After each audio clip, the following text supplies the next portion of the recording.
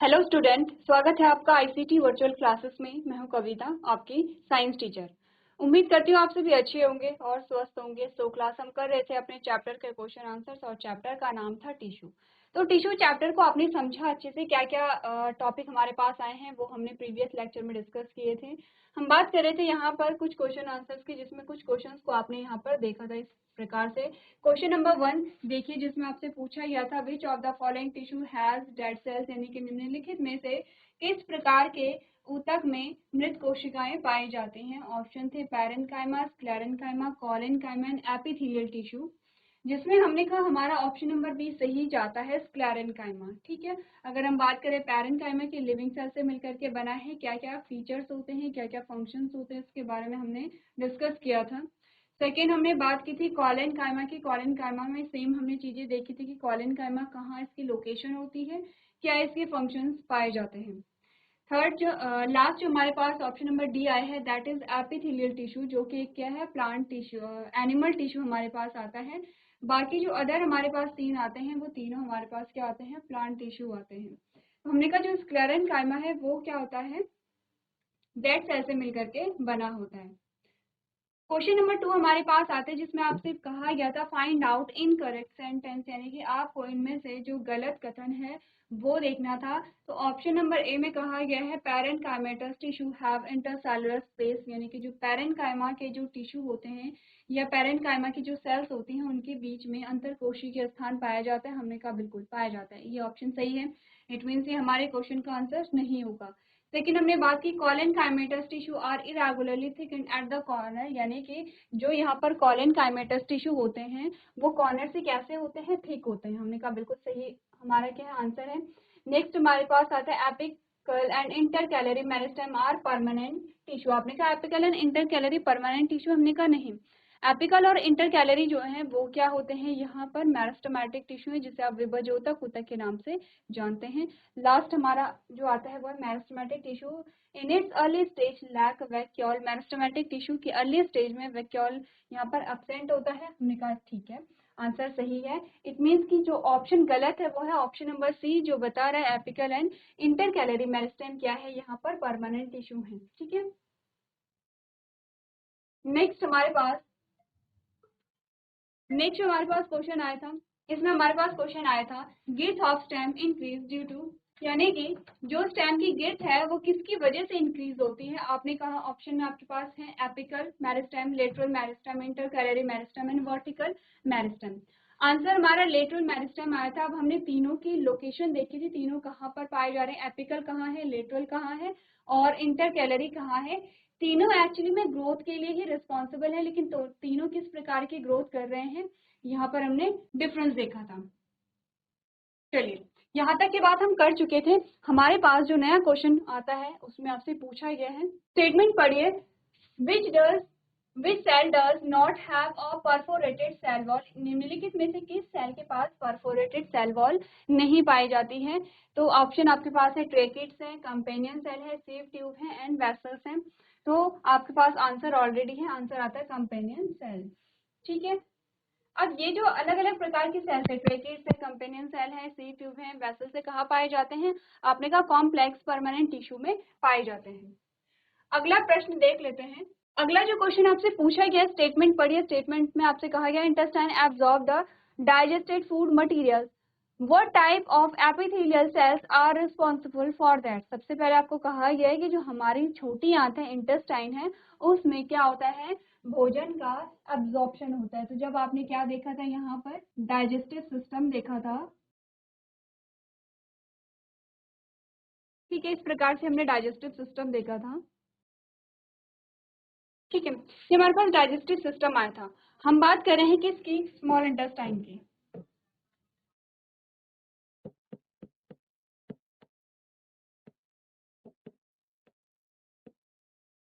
ठीक है, small intestine, हमने कहा स्मॉल इंटेस्टाइन में क्या हो रहा है, यहाँ पर कंप्लीट डाइजेशन, एक चीज पहले क्या हो रही है, कंप्लीट डाइजेशन। ये हमने बोला था कि यहाँ पर जो इंटेस्टाइन है वहां पर क्या होगा, एक तो कंप्लीट डाइजेशन होगा, सेकेंड हमने बोला था यहाँ पर क्या होगा, एब्जॉर्प्शन होगा। ठीक है, तो हमने क्या बोला कि यहाँ पर एब्जॉर्प्शन प्लस कंप्लीट डाइजेशन कहाँ पर होता है, स्मॉल इंटेस्टाइन में होता है।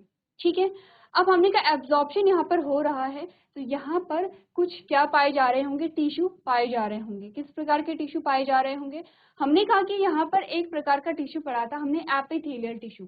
ठीक है, और एपिथेलियल टिश्यू के अलग अलग प्रकार पढ़े थे। आपने कहा था क्या होते हैं, क्यूबॉइडल होते हैं, आपने कहा सिलिएटेड होते हैं, कॉलमनर होते हैं, आपने कहा ग्लैंडुलर होते हैं। अलग अलग प्रकार के हमारे पास एपिथेलियल टिश्यू आते हैं। सबसे पहले तो ये है कि हमने कहा क्योंकि एपिथेलियल टिश्यू क्या करता है, कवरिंग और लाइनिंग बनाता है। कवरिंग और लाइनिंग से क्या मतलब है, मैंने कहा स्टमक को हम बाहर से इस प्रकार से लेयर कर रहे हैं तो ये कवर कर रहे हैं, और अगर मैंने कहा कि हम स्टमक को अंदर से यहाँ पर इस प्रकार से कवर कर रहे हैं तो ये लाइनिंग है। बाहर अगर आवरण पाया जा रहा है तो क्या है, यहाँ पर कवरिंग है, अंदर से अगर आवरण पाया जा रहा है तो हमने कहा लाइनिंग है। क्योंकि यहाँ पर जो एपिथेलियल टिश्यू है वो क्या करता है, यहाँ पर कवरिंग भी बना रहा है और लाइनिंग भी बना रहा है, तो हमने कहा कि स्मॉल इंटेस्टाइन में क्या पाया जाता है, यहाँ पर एपिथेलियल टिश्यू पाया जाता है। सबसे पहले आपको बताया गया कि intestine absorbs the digested food material, की जो इंटेस्टाइन है हमारी जो छोटी आंत है वो यहाँ पर पाचित भोजन का अवशोषण करती है। इससे पहले कंप्लीट डाइजेशन भी क्या होता है, यहाँ होता है। हमने कहा जब पाचित भोजन का अवशोषण करेंगे तो किस प्रकार का एपिथेलियल टिश्यू रिस्पॉन्सिबल होता है एब्जॉर्प्शन या अवशोषण के लिए। ठीक है, अब हमारे पास अलग अलग प्रकार के ऑप्शन आए हैं जिसमें आपको सारे एपिथेलियल टिश्यू के बारे में बताया गया है, जैसे कि आपने कहा स्ट्राइटेड स्क्वैमस एपिथेलियल, जैसे कि कॉलमनर एपिथेलियल, जैसे कि spindle fibre and cuboidal epithelial. आपने कहा तीन ऑप्शन आपके पास आते हैं, स्ट्राइटेड, कॉलमनर एंड क्यूबॉइडल। अब आपको अलग अलग चीजें करके बता रखा था। आपने कहा था कि यहाँ पर सिंपल स्क्वैमस एपिथेलियल भी आता है, स्ट्राइटेड स्क्वैमस एपिथेलियल टिश्यू भी आता है, कॉलमनर भी आएगा और क्यूबॉइडल भी आएगा। तो इनमें से हमने कहा कि कुछ का फंक्शन क्या होता है, एब्जॉर्प्शन में मदद करते हैं कुछ एपिथेलियल टिश्यू, यानी कि वहां पर पाए जाएंगे जहां पर एब्जॉर्प्शन हो रहा होगा, और कुछ वहां पर पाए जाएंगे जहां पर क्या होगा, सिक्रीशन यानी कि श्रावण होगा। ठीक है, क्लियर है। अगर हम बात करें यहाँ पर किसके बारे में, इंटेस्टाइन के बारे में और एब्जॉर्प्शन के बारे में, तो आपने कहा अगर हम इंटेस्टाइन को देखते हैं तो इंटेस्टाइन में कुछ इस प्रकार के स्ट्रक्चर पाए जाते हैं, कुछ इस प्रकार के। अब इस स्ट्रक्चर को हम कहते हैं विलाई और इसको हम कहते हैं माइक्रोविलाई। अब आपको कुछ याद आया होगा जब आपने क्या पढ़ा होगा, डाइजेशन से रिलेटेड चैप्टर हमने पढ़ा है, तब आपको याद आ रहा होगा हमने विलाई और माइक्रोविलाई की बात की थी। कहाँ होती है, स्मॉल इंटेस्टाइन में। ये क्या आपके पास छोटी आंत है, ये आपके पास क्या है, छोटी आंत है। ठीक है, तो हमने कहा कि विलाई एंड माइक्रोविलाई कहाँ पर पाए जाते हैं, छोटी आंत में पाए जाते हैं। किसमें मदद कर रहे हैं, एब्जॉर्प्शन में मदद कर रहे हैं। अब इसका स्ट्रक्चर देखिए कैसा इसका स्ट्रक्चर है, आपने कहा कॉलमनर होगा, क्यूबॉइडल तो नहीं होगा। ठीक है, स्क्वैमस में आपको नहीं दिख रहा है, तो हमने कहा कि कैसा है, कॉलमनर है। कॉलम जैसा स्ट्रक्चर आपको मिल रहा है, ये जो आपको उंगली नुमा संरचना या फिंगर लाइक प्रोजेक्शन जो आपको दिख रहे हैं, कैसे हैं, ये कॉलमनर है। तो यहाँ पर किस प्रकार का एपिथेलियल टिश्यू पाया जाएगा, कॉलमनर एपिथेलियल टिश्यू। तो आप क्या समझे, कॉलमनर एपिथेलियल टिश्यू का क्या फंक्शन है, आपने कहा एब्जॉर्प्शन में हेल्प करता है। यही हमने एग्जाम्पल देखा था जब आपसे पूछा गया था अलग अलग प्रकार के जो एपिथेलियल टिश्यू है उनकी लोकेशन, तो हमने कहा था जो कॉलमनर एपिथेलियल टिश्यू है उसका फंक्शन है एब्जॉर्प्शन करना, और ये पाया जाता है स्मॉल इंटेस्टाइन में। क्या आंसर आया आपका, ऑप्शन नंबर बी आपका करेक्ट आंसर आया है, दैट इज कॉलमनर एपिथेलियम। ठीक है, चलिए तो इस क्वेश्चन के आंसर को आप लोग अपनी कॉपी में नोट कर सकते हैं। चलिए तो नेक्स्ट क्वेश्चन देखते हैं। यहाँ पर अगला जो प्रश्न हमारे पास आया है उसमें आपसे क्या पूछा गया है। अगले प्रश्न में आपसे पूछा गया है, a person met with an accident in which two long bones of hands were dislocated। आपने कहा एक व्यक्ति है जिसका एक्सीडेंट हुआ है और उस व्यक्ति में क्या हुआ है, जो दो उसकी लंबी जो दो बोन थी वो डिसलोकेट हो गई हैं, या फिर वो आपस वो क्या थी जिससे जॉइंट हुई थी तो वो टूट गई हैं। ठीक है, हमने बोला which among the following may be possible, निम्नलिखित में से क्या संभावना है जिसकी वजह से दो हड्डियां क्या हो गई हैं, आपस में डिसलोकेट हो गई हैं या डिटैच हो गई हैं। ऑप्शन में आपके पास है, क्या टेंडोन ब्रेक हुआ होगा, या break of skeletal muscles break हुई होंगी, या लिगामेंट ब्रेक हुआ होगा, या एरियोलर टिश्यू ब्रेक हुआ होगा। सबसे पहले तो आपने क्या करना है, चारों चीजों के फंक्शंस देखने, क्या क्या किसके फंक्शन होते हैं। ठीक है, सबसे पहले तो ये जो चारों आपके पास आ रखे हैं वो क्या है, यहाँ पर एनिमल टिश्यू है, क्योंकि आपसे किसके बारे में पूछा गया है, किसी व्यक्ति के बारे में पूछा गया है। ऑप्शन में आपके पास सारे ही एनिमल टिश्यू आते हैं। ठीक है, अगर मैं आपसे बात करूं टेंडन, या मैं बात करूं, अगर मैं बात करूं टेंडन की, पहला है टेंडन, सेकंड मैं बात करूं लिगामेंट की,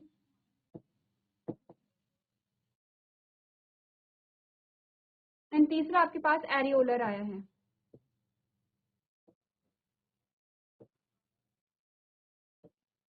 ये जो तीनों आपके पास आते हैं ये हैं संयोजी ऊतक यानी कि कनेक्टिव टिश्यू। क्लियर है इतनी बात? इसमें से एक हमारे पास जो आता है वो हमारे पास जो है स्केलेटल मसल, वो क्या है, मस्कुलर टिश्यू का आपके पास एग्जांपल आता है। ठीक है, तो ये तीनों हमारे पास टेंडन हो गए हैं, लिगामेंट हो गया है एंड एरियोलर हो गया है। तो यहाँ पर ये क्या आते हैं आपके पास, तीनों किसके पार्ट आते हैं, कनेक्टिव टिश्यू के पार्ट आते हैं। इसके अलावा हमने कहा एक और चीज हमने पढ़ी थी, एडिपोज और एरियोलर।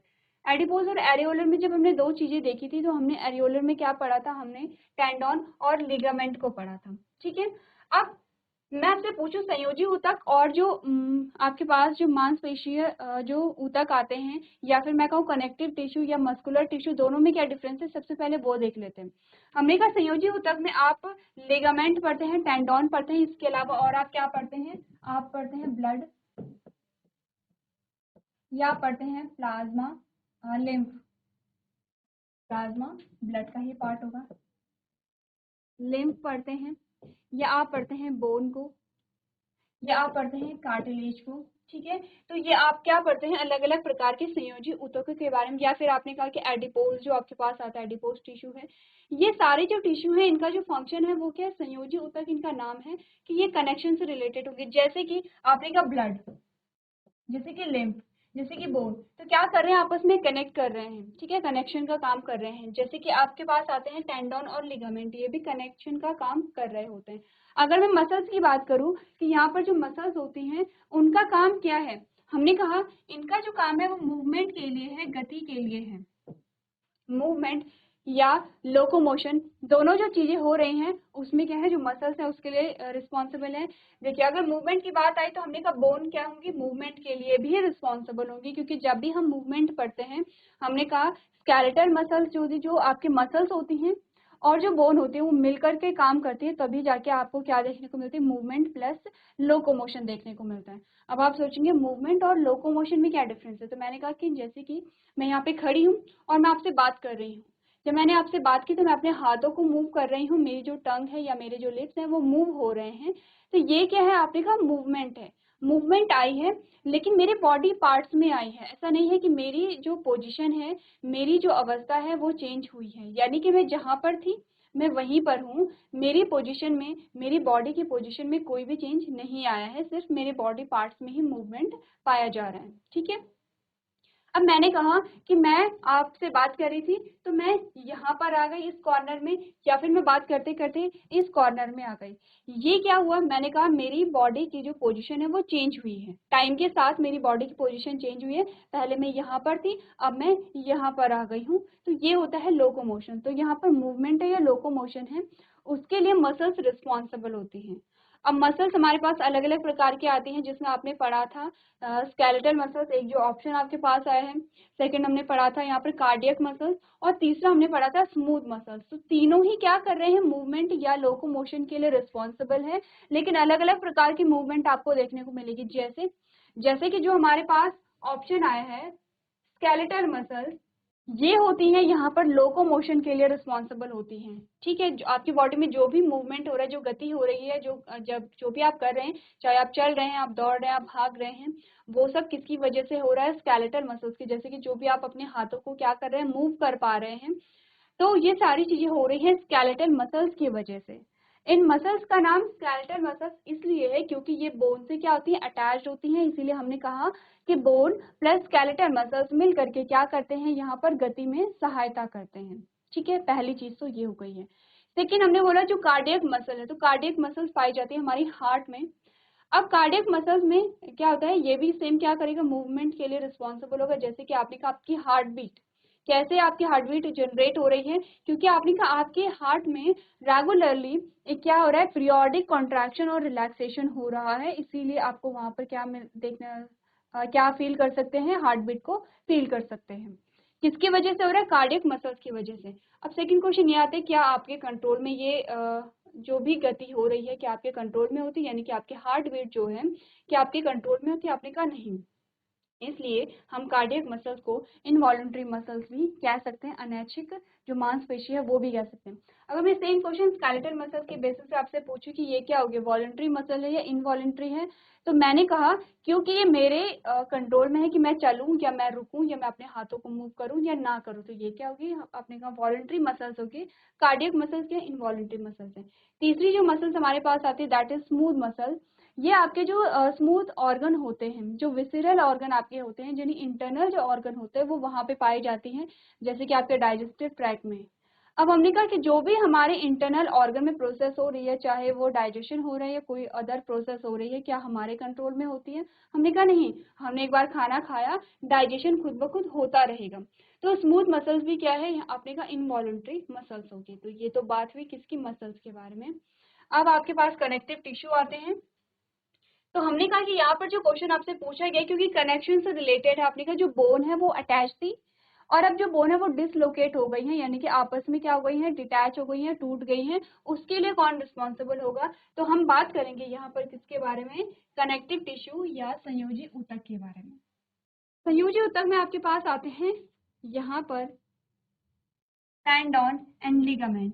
टेंडन और लिगामेंट को हमने कैसे पढ़ा था, हमने कहा था दो बोन को जो बीच में कनेक्ट करता है वो है एल, बीएलबी से हमने याद रखा था लिगामेंट, और जो बोन को मसल से कनेक्ट करता है दैट इज टेंडन। तो हमने बीएलबी से याद किया था और आपको टेंडन खुद ब खुद याद हो जाएगा। अब ध्यान दीजिए, यहाँ पर जो बोन है, दो बोन आपस में डिस्कनेक्ट हुई हैं, या बोन और मसल्स बीच आपस में क्या हुए हैं, डिस्कनेक्ट हुए हैं। तो आपने कहा a person met with an accident in which two long bone of the hand were dislocated. दो जो हड्डियां थी वो आपस में डिसलोकेट हुई हैं, इसका मतलब है कि दो हड्डियां आपस में टूटी हैं। तो हमने कहा हड्डियों को जोड़ने के लिए, क्योंकि लिगामेंट यहाँ पर रिस्पॉन्सिबल है, तो हमने क्या बोला, क्या हुआ होगा, लिगामेंट ब्रेक हुआ होगा।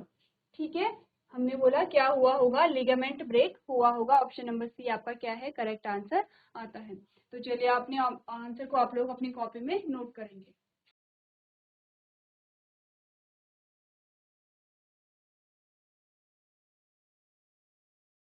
चलिए तो अगला प्रश्न देखते हैं। अगला जो प्रश्न आपके पास आया है उसमें आपसे क्या पूछा गया है। नेक्स्ट जो क्वेश्चन है उसे देखिए, आपसे कहा गया है while doing work and during running you move your organ like hand, leg, etc. Which among the following is correct? सबसे पहले स्टेटमेंट को समझिए कि जब आप काम कर रहे होते हैं या आप दौड़, आपने कहा आप कुछ भी कर रहे हैं, आप कोई भी एक्टिविटी कर रहे हैं, कोई भी काम कर रहे हैं, आप रनिंग कर रहे हैं, you move your organs like hand and leg etcetera. आप अपने हाथ और अपने ऑर्गन्स को क्या करते हैं, मूव करते हैं। सिंपल सी बात है, ठीक है। आपसे पूछे गया है which among the following is correct, निम्नलिखित में से कौन सा जो कथन है वो सत्य है। ये क्वेश्चन आपका थोड़ा अच्छा क्वेश्चन है, इसे ध्यान से पढ़िए। पहली जो स्टेटमेंट आपके पास आई है उसमें आपसे कहा गया है smooth muscles contract and pull the ligament to move the bone. ठीक है, आपने कहा जो स्मूथ मसल होती है, ठीक है, वो कॉन्ट्रैक्ट होती है, वो संकुचित होती है। सबसे पहले ये समझिए कि यहाँ पर मूवमेंट कैसे होता है। हमने कहा जो मसल है वो इस प्रकार से है। अब इसमें कॉन्ट्रैक्शन का मतलब ये नहीं है कि इसका साइज छोटा हुआ, इसका साइज छोटा हुआ। कॉन्ट्रैक्शन का मतलब है कि ये जो मसल्स है दो, ये इस प्रकार से क्या हो गई हैं, शिफ्ट हो गई हैं। यानी कि हमने क्या बोला, दोनों में आपको डिफरेंस दिखा कि ये क्या हो गई है, शिफ्ट हो गए हैं। अब ये जो मसल्स होती हैं, ये मसल होती है, ये बोन से कनेक्ट होती है। जैसे कि आपने कहा ये जो मसल्स, आपके हाथ की जो मसल है वो बोन से कनेक्ट होगी। जब मसल्स में कॉन्ट्रैक्शन होगा तो हड्डी पे क्या होगा, खिंचाव पड़ेगा।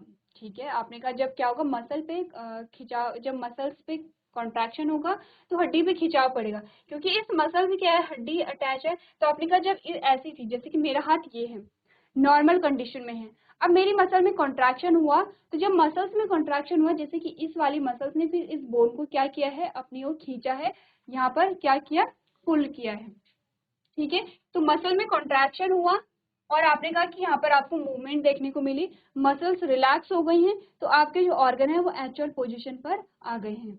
अब ये देखना है, आपने बोला सबसे पहले कि स्मूथ मसल्स कॉन्ट्रैक्ट करती है और क्या करती है, पुल द लिगामेंट, लिगामेंट को क्या करेगी, खींचेगी और बोन, यहाँ पर बोन में मूवमेंट पाया जाएगा, ठीक है। पहला ऑप्शन ये है। सेकंड कह रहा है कि smooth muscles contract, smooth muscles contract होगी और वो लिगामेंट की जगह टेंडोन को क्या करेगी, पुल करेगी, टेंडोन को खींचेगी और इस वजह से क्या होगा, बोन में क्या होगा, मूवमेंट पाया जाएगा, ठीक है। तीसरा जो कथन है उसमें कहा गया स्केलेटल मसल्स कॉन्ट्रैक्ट होगी, यहाँ पर अब स्मूथ की जगह स्केलेटल मसल्स कॉन्ट्रैक्ट कर रही है, ये लिगामेंट को खींच रही है और इसकी वजह से बोन में क्या होगा, मूवमेंट पाया जाएगा। एंड लास्ट आपसे पूछा गया स्केलेटल मसल्स में कॉन्ट्रैक्शन होता है, वो लिगामेंट, वो टेंडोन को क्या करेगी, पुल करेगी और इसकी वजह से बोन में कॉन्ट्रैक्शन होगा। अब ऐसा कुछ नहीं है कि आपको यहाँ पर कंफ्यूजन क्रिएट हो, सिंपल सी बात है, दो मसल्स दी गई है, एक तो स्मूथ मसल्स दी गई है और एक स्केलेटल मसल्स दी गई है, ठीक है। दोनों में सिर्फ आपको इतना पूछा गया है, एक ऑप्शन में क्या है कि स्मूथ मसल्स लिगामेंट को पुल कर रही है जिसकी वजह से बोन में मूवमेंट है, और दूसरे ऑप्शन में स्मूथ मसल्स टेंडोन को पुल कर रही है जिसमें आपको यहाँ पर बोन में मूवमेंट मिला। सेम जो कंडीशन है वो स्केलेटल मसल्स पे भी अप्लाई हो रही है। आपने कहा पहले ऑप्शन में पूछा गया कि स्केलेटल मसल ने लिगामेंट को पुल किया जिससे बोन में मूवमेंट पाया गया और स्केलेटल मसल ने टेंडोन को पुल किया जिससे बोन में मूवमेंट पाया गया। अब आपको ये बताना है कि कौन सी मसल्स कॉन्ट्रैक्ट कर रही है और किस प्रकार के टिश्यू को पुल कर रही है जिससे कि आपको मूवमेंट देखने को मिल रहा है। चारों ऑप्शंस को पढ़िए और ध्यान से देखिए, मूवमेंट किस प्रकार की हो रही है, वॉलेंट्री एक्शन है या इनवॉलेंट्री एक्शन है। अगर इस प्रकार में आपने कहा वॉलेंट्री एक्शन है तो वॉलेंट्री जो यहाँ पर मसल्स होगी वो काम करेगी, और इनवॉलेंट्री एक्शन है तो इनवॉलेंट्री मसल्स यहाँ पर काम करेगी, ठीक है। सबसे पहले मसल्स को आपको चूज करना है। अब आप देखेंगे कि वो जो मसल आपने चूज की है वो लिगामेंट को पुल करेगा या टेंडोन को पुल करेगा।